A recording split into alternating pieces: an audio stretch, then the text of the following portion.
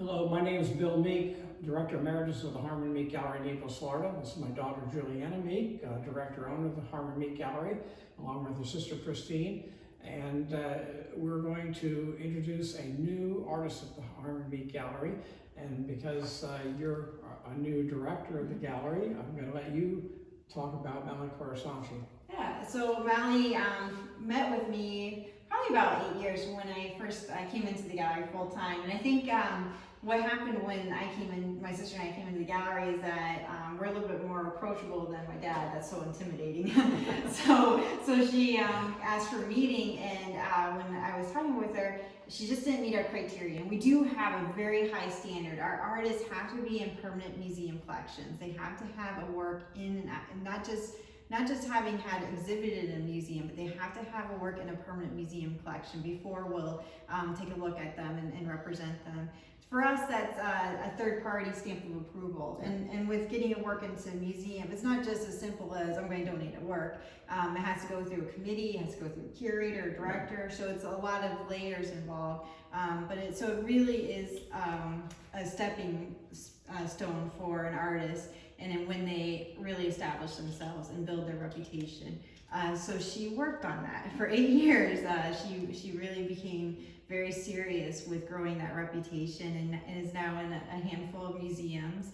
And she also, one of the other things I asked was that she had representation in New York City with a gallery in New York, and she did that. She had a show, she has a gallery in New York that represents her, and she had a show in New York City last year, I think. So she met all of our criteria. So when she came back to me this past year, I said, yes, it's time. Another stepping stone for her was that she was, just like Richard Siegelman, she was shown with a decorator for a number of years. And there's a big difference between artists with a decorator, designer, and an artist with an art gallery. Just like with Richard, where he was with Rosemary Robinson in the 70s, and before he came with us, Rosemary would give him the fabric that she was going to be using in the coming season, and he'd have to use that fabric in the painting somehow with like the pillow in the background. Similar, Mally told me that when she was with the decorator, the decorator told her what colors to paint and what sizes to do them in, and that's not something that we do as an art dealer. That's not really real art. That's just purely filling walls with splashes of color. Right. And she's so much better of an artist than that, and she's demonstrating it with these paintings right around us too. Right, exactly. So we try and let the artists do their own creative techniques. We don't tell them what colors to paint or what to do, because we want them to explore their own. That's when they're going to do their best work.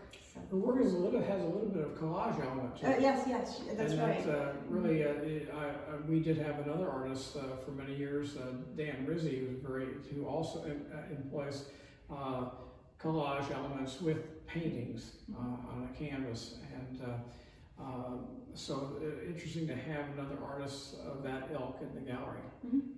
Absolutely.